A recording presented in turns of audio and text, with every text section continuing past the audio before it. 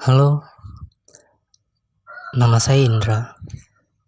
Saya seorang penjelajah lokasi-lokasi horor untuk live streaming di suatu aplikasi. Mulai jam 12 malam, ketika saya mulai, nggak ada terjadi apa-apa hingga jam 1 malam. Pas jam 1 malam itu, saya nemu ada beberapa orang pria, mungkin sekitar 5 orang, yang lagi ngebuat vlog. Saya datengin, saya bertanya, ternyata itu buat kontennya. Saya sedikit berbincang-bincang dan akhirnya kita memutuskan untuk menjelajahi lokasi itu bareng-bareng. Singkat cerita, jam 2 malam itu nggak ada kejadian apapun sih. Saya tidak melihat atau saya tidak ngerasa merinding. Pada akhirnya jam 2 itu beberapa orang yang membuat vlog itu dia pulang, memutuskan untuk pulang dan untuk mengakhiri vlognya. Saya melanjutkan aktivitas explore saya hingga pada akhirnya saya melihat ada lokasi yang sangat gelap, nggak ada lampu sedikit pun, atau pokoknya itu ujung banget, itu gelap banget, dan di sana itu bener-bener auranya beda. Saya nanya sama teman saya, Lang, Jai, kalian mau ikut gua nggak ke ujung sana? Puja yang jawab, nggak ada, Indra, lu aja yang kesana, tapi hati-hati ya, gue pantau dari sini. Iya, siap. Nah, saya langsung ke sana, pelan-pelan saya ke sana. Pas saya sampai, itu jalanannya agak menurun gitu, agak menurun dikit. Saya jalan terus, dan disitu masih masih di area pemakaman. Dan saya di situ live streaming hanya menggunakan handphone dan center aja. Ketika saya baru sampai pertengahan, saya ngerasa ada yang ngawasin saya atau kayak ada yang ngeliatin saya dari belakang. Perlahan saya ngeliat ke arah belakang, tapi saya nggak sepenuhnya nengok ke belakang. Saya hanya melirik sedikit, dan saya ngeliat ada sosok pria perawakan agak tinggi, mungkin sekitar 100, lebih tinggi dari saya, mungkin sekitar 175 cm-an. Dan sosok itu tanpa kepala. Ketika saya mencoba buat lebih jelas lagi, saya melihat sampai bawah dan ternyata kepalanya itu lagi dipegang sama tangannya.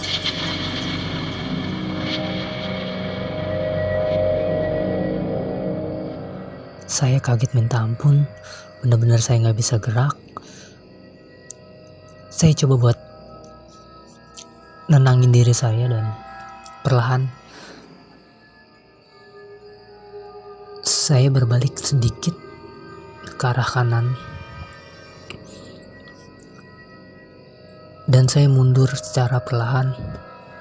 Dan ketika saya mundur itu benar-benar saya melihat dia ada di sebelah saya. Dia masih diam, berdiri. Saya melewatinya dan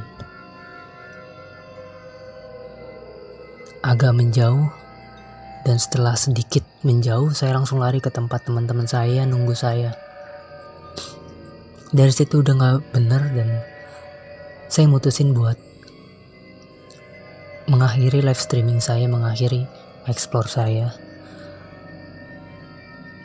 Saya mencoba untuk menenangkan diri. Saya diam sebentar. Terus handphone saya berbunyi. Ternyata itu telepon dari pacar saya. Pacar saya tahu kalau saya berangkat. Itu cuman bertiga, saya, Pujai, dan Galang. Jam 4 saya memutuskan untuk pulang sama teman saya. Saya sampai rumah mungkin sekitar jam 5 lewat. Saya langsung tidur. Mungkin saya bangun sekitar jam 2 siang. Saya melakukan aktivitas seperti biasa. Malamnya saya teleponan sama pacar saya. Selesai mungkin sekitar jam 2 lewat 20. Dan saya memutuskan untuk beranjak tidur. Saya mau tidur, saya matikan handphone, saya lihat jam 2 lewat 20. Saya taruh handphone saya, baru saja saya memejamkan mata. Ada sosok wanita yang mentertawai saya di atas lemari kamar saya.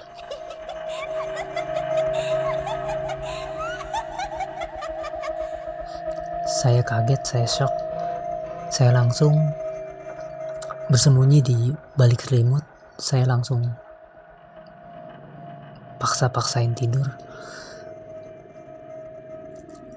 Nggak lama saya tidur dan saya melanjutkan aktivitas kembali seperti biasa. Dan selanjutnya nggak ada kejadian-kejadian aneh lagi.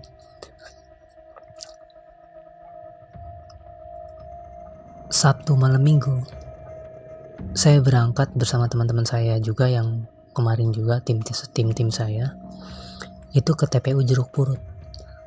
Saya explore lagi, saya live streaming lagi di sana sampai selesai mungkin sekitar jam 3 sampai setengah 4. Saya selesai, itu nggak ada kejadian apapun. Saya nggak melihat sesuatu, saya nggak mendengar suara-suara sesuatu. Saya berniat untuk menanyakan di mana makam pastor kepala buntung Jeruk Purut itu. Karena kan mitosnya kan hantu pastor kepala buntung Jeruk Purut. Nah, saya selama eksplor di sana saya belum menemukan makamnya itu. Saya mencoba untuk menanyakan ke kuncennya atau penjaga pemakaman itu, namanya Babeo namanya. Saya kenal karena saya mungkin ada 2 atau 3 kali saya ke sana. Jadi saya kenal sama Babeo. Saya cari dia lagi duduk. Saya menghampiri dia, saya nanya, "Beh, makam pastor kepala buntung itu sebenarnya di mana sih?" Babeo menjawab, "Sebenarnya kuburannya itu atau makamnya itu nggak ada di sini. Makamnya itu ada di TPU Tanah Kusir. Dan dia di sini mungkin cuma main karena banyak pohon-pohon besar, apalagi di sana ada pohon besar 2. Di situ saya langsung diam. Ternyata apa yang saya lihat di TPU Tanah Kusir, mungkinkah itu pastor kepala buntung?